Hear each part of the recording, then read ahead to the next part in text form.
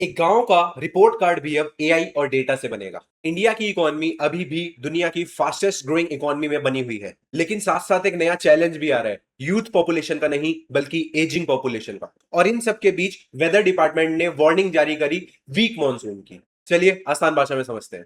सबसे पहले बात करते हैं पंचायत एडवांसमेंट इंडेक्स पीएआई। ये मिनिस्ट्री ऑफ पंचायती राज का फ्लैगशिप प्लेटफॉर्म है, जिसे national award for e governance 2026 के अंदर गोल्डन अवार्ड मिला है। सिंपल लैंग्वेज में समझो, जैसे किसी स्टूडेंट का रिपोर्ट कार्ड आता है वैसे ही ग्राम पंचायत का भी रिपोर्ट कार्ड बनता है, वो भी डेटा के बेसिस पर। पीएई 2.0 करता क्या है? 6 लाख से ज्यादा ग्राम पंचायत को इवेल्युएट करता है, 150 इंडिकेटर्स और 230 से ज्यादा डेटा पॉइंट्स को एनालाइज करता है। Healthy village, child friendly village, water sufficient village, clean and green village जैसे पैरामीटर्स पर स्कोर होता है। गोल क्या है? कॉम्पिटिटिव फेडरलिज्म को विलेज लेवल तक पहुंचाना। अब चलते हैं इकोनॉमी की तरफ। इंडिया की जीडीपी ग्रोथ रेट ईयर 25-26 के लिए 7.7% जो है एस्टिमेट की गई है। ये दुनिया की मेजर इकोनॉमीज के कंपैरिजन में काफी स्ट्रॉन्ग बताई जा रही है। अकॉर्डिंग टू दिस, कंजम्पशन बढ़ा है, मैन्युफैक्चरिंग बढ़ा है, इन्वेस्टमेंट भी बढ़ा है। जीडीपी का एक सिंपल फॉर्मूला याद रखो, GDP is equal to consumption plus investment plus manufacturing plus bracket में एक्सपोर्ट्स माइनस इंपोर्ट्स। लेकिन इसका एक कंसर्न भी है, एग्रीकल्चर सेक्टर अपने एक्सपेक्टेड पेस से परफॉर्म नहीं कर रहा है। ईरान रशिया कॉन्फ्लिक्ट के चलते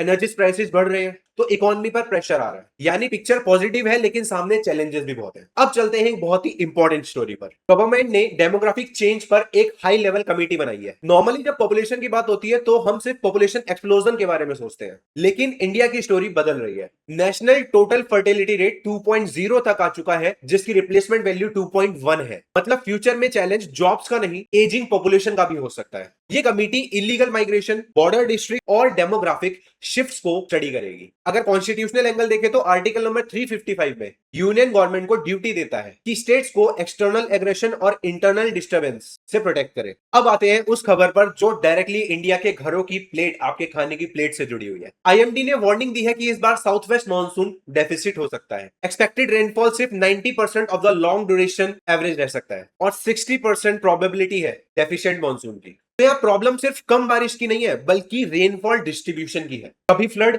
कभी लॉन्ग ड्राई स्पेल। और अगर मानसून वीक हो रहा है तो इंपैक्ट हो सकता है एग्रीकल्चर पर, फूड प्राइसेस पर, वाटर अवेलेबिलिटी पर और साथ ही साथ पावर जनरेशन पर। इसलिए experts short duration crops, ground water management और क्रॉप इंश्योरेंस रेडीनेस की बात कर रहे हैं। तो विजनरी वो होता है जो प्रॉब्लम आने के बाद उस पर रिएक्ट नहीं करता, बल्कि प्रॉब्लम आने से पहले उसके लिए प्रिपेयर करता है। तो आपका भी काम सिर्फ करंट अफेयर को पढ़ना नहीं, बल्कि उसके ट्रेंड को समझना है, क्योंकि जो फ्यूचर को समझ लेता है वो उसको शेप भी करता है। ऐसे ही जुड़े रहिए मेरे यानी शिवम सक्सेना के साथ।